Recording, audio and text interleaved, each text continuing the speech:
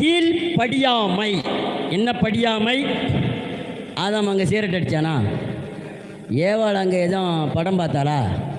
அங்கே ஏதேன் தோட்டத்தில் படமோ, தியேட்டரோ, கேப்ரி டான்ஸோ, சிகரெட்டோ, கிளப் டான்ஸோ, ட்ரங்க்ஸோ இதெல்லாம் கிடையாது.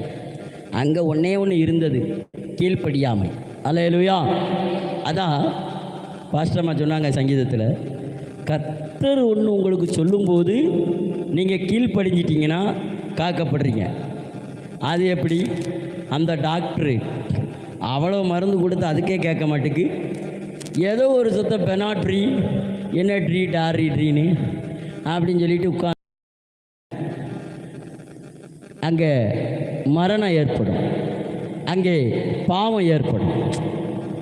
கர்த்தர் சொல்லிட்டாரு, ஏன் ஊழ விடுது?